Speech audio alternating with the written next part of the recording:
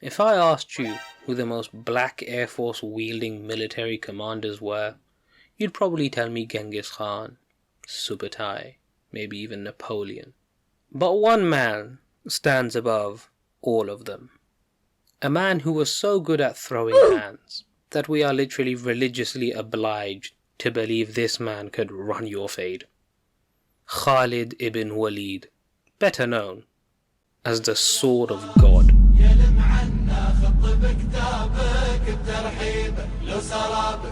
ليلك وجنة بالدجا في الليل تسريب واسأل عنا له منا قل علامات انت تدريبه مدعيكم غايب عنا والحكم ميوز في الغيبة ينبغي الإنسان يتأنى ويحكم بأحكام مصيبة لا تحس بالحيف ذا منا النصف ناخذ ونعطيبه. To talk about how much of a menace Khalid ibn Waleed was, we have to go back to his childhood. No, not even his childhood. His blood. Khalid ibn Waleed ibn Mughira ibn Abdullah ibn Umar ibn Makhzoom. This man was born to be on smoke. One day, as a child, he was wrestling with his friend. And as the two boys would wrestle, Khalid threw the other one over his shoulder and cracked his leg in two. And who was the other kid? Oh, no one particularly important, just Umar ibn al-Khattab, the man who would extend the Muslim empire all the way into the ends of Persia. Now here's the thing, Khalid ibn Waleed was from the tribe of Makhzoom, and the tribe of Makhzoom was known for one thing, and one thing only: smoke. The moment Khalid was born, he was taken away from his mother and given to another tribe in the middle of the desert, just so he wouldn't get too attached. And then when he came back, it was time for him to learn how to run hands.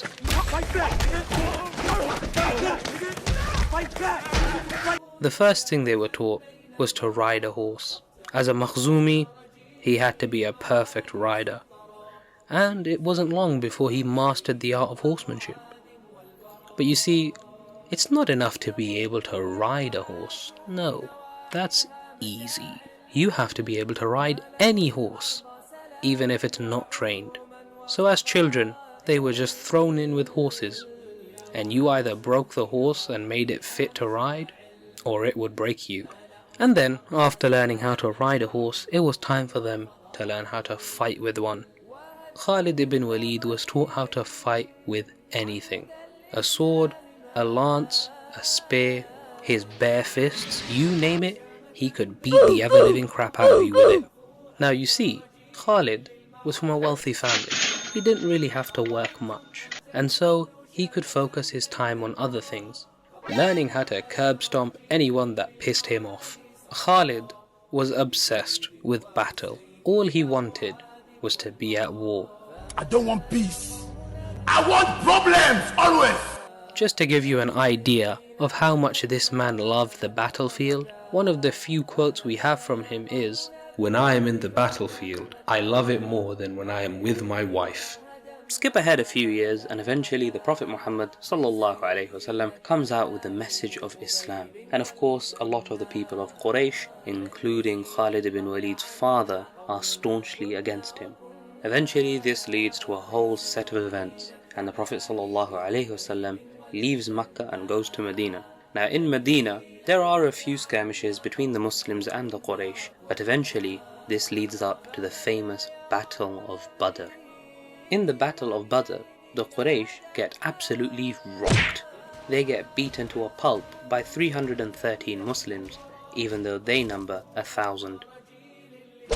In this battle, in fact, only 14 Muslims were martyred. Meanwhile, 70 of the Quraysh got put in a pack, including 14 members of Khalid ibn Waleed's tribe.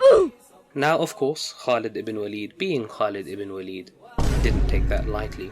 Still a non-Muslim, he is committed to fighting in the next battle, the Battle of Uhud. The Battle of Uhud is the only battle that the Muslims lost. Now, of course, we take victory in the lesson that we gain from it, but militarily, Khalid ibn Waleed washed us. Khalid ibn Waleed with a few of his soldiers waited behind a small hill known as Ainain, where the Prophet had commanded some archers to stand. They were commanded not to leave even if they saw that the Muslims were being slaughtered, even if they saw that the battle was apparently won, they should not leave. Now of course when it looked like the Muslims were winning, they left. And Khalid ibn Waleed took that chance. He came around the mountain with little resistance and completely flanked the Muslim army. And so Khalid ibn Waleed is the only person to deal the Muslims an actual loss. This is the last real confrontation that Khalid ibn Waleed has with the Muslims. And eventually the Battle of Khandak happens and basically nothing happens there. Skipping ahead a few years, just before the Prophet ﷺ takes over Makkah, Khalid ibn Waleed becomes Muslim. He repents for what he did and swears to fight for the sake of Allah. And fight for the sake of Allah he did. Go forward to the Battle of Mu'tah. He's not yet a commander, a regular foot soldier. And what does he do in this battle? Well, he reports himself. He shattered 9 swords. This man was built different. Against overwhelming odds, even though 3 of the Muslim commanders had been killed, Khalid ibn Waleed successfully retreats the army back to Medina. And this is the point where he becomes an absolute menace on the battlefield. For the Prophet ﷺ gave him his most famous title, the Sword of God. Some time passes, and the Prophet ﷺ eventually conquers Makkah, and Khalid ibn Waleed is of course one of the main commanders during this. But that isn't what's impressive. You see, this is where Khalid ibn Waleed basically becomes a demon slayer.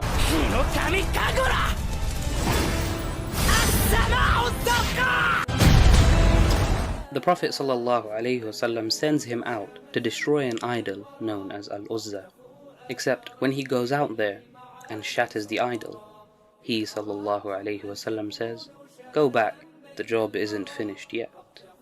When Khalid ibn Waleed goes back, he finds the custodians of the place chanting around the idol, and in the middle of them, a wild and crazy looking woman screaming. And so, without any hesitation, he kills the demon, shatters the idol, and returns. Yes, this man Khalid ibn Waleed was so good at throwing hands, he could kill jinns. What? What the fuck? Skipping forward a few years, we go to the reign of Abu Bakr as-Siddiq radiallahu anhu. Now during his reign, a lot of the Arabs had apostated, they had left Islam. And one such group was a group of people from Dumat al-Jandal. Khalid ibn Waleed had dealt with them before. Originally, Abu Bakr as-Siddiq sent a man by the name of Ayyad ibn Ghanam to bring Dumat al-Jandal once again back into the Muslim hands. However, Ayyad had some difficulty in this, and so he sent a letter to Khalid ibn Waleed asking for assistance. Soon, Khalid ibn Waleed replied with a letter, saying, "Wait for the horses to come racing.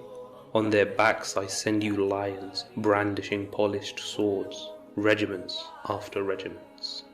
Immediately, when the people of Dumat al-Jandal realized it was Khalid ibn Waleed coming, their leader, Ukaydar, asked for a conference and immediately told his people, "I know more about Khalid than anyone else.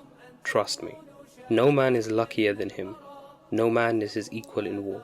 No one fights Khalid in battle, except they are defeated. Take my advice and make peace." This man hadn't even reached the battlefield, but the moment Ukaydar heard he was coming, he was like, "Nah, I'm done. I'm not going through this again." And so, because his army decided to carry on fighting, Ukaydar dipped. He just left. He was not going to fight against the sword of Allah again. And so in the middle of the night, he left and tried to go to Jordan. But guess who intercepted him? Khalid ibn Waleed. And so, as he stood in front of Khalid, Ukaydar was hoping that maybe he would be nice to him. He hoped wrong. Ukaydar had broken his promise, his allegiance, his word. And so Khalid immediately said, "Off with his head." You might be thinking that's all, but wait, there's more. With Khalid ibn Waleed, there's always more. After throwing hands with everyone in the Arabian Peninsula, You're not gonna be breathing out of. Khalid ibn Waleed decided that he wanted to throw hands with the Romans again. And so started the Battle of Yarmouk. And it was in this battle that Khalid ibn Waleed decided to show the absolute utmost level of his black Air Force energy disrespect towards anyone who decided to fight Allah and His Messenger. As they entered the battlefield, the Roman general, a man by the name of Vahan, came forward. Now, the Romans didn't have much respect for the Arabs. Essentially, this man Vahan came forward and said, "Listen, we know that the reason why you've come out here is because you have no money, you have no clothes, you have nothing to your name. So how about this? You Arabs go and crawl back into your little holes in the desert, and we'll give you 10 dinars for all of your soldiers, some clothes, some food, and hey, we might even do the same next year. All you have to do is leave us alone." And Khalid ibn Waleed said, "Is that so? Actually, the reason we came out of our little desert holes isn't because we want food or water or clothes or money. It's because we Muslims, we like drinking blood. And we've heard that you Romans, with all the wine and meat that you eat, have the sweetest blood." The moment that the Roman soldiers heard Khalid say this, some of them just dipped. So the fighting breaks out, and eventually there are some talks, and another one of the Roman commanders comes forward, a man by the name of George, and he wants to speak with Khalid. He comes forward and he says, "Look, O Khalid, tell me the truth, and do not deceive me, for free men do not lie, and the noble men do not deceive. Is it true that Allah sent a sword from heaven to your Prophet, and then your Prophet gave that sword to you, and it is with that sword that you are defeating all of your enemies?" And Khalid ibn Waleed said, "No. So why is everyone talking about this sword of God?" And then Khalid ibn Waleed says, "Oh, that's me. I am the sword of God." And so George became a Muslim, turned around, and fought the Roman army beside the Muslims. Imagine seeing one of your commanders going forward to talk to some dude for like 10 minutes, then he turns around and just starts murking you.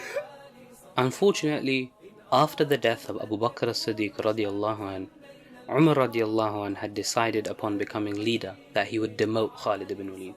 Not for any mistake of his, or any agenda, but for one simple reason. Khalid ibn Waleed was too good at his job.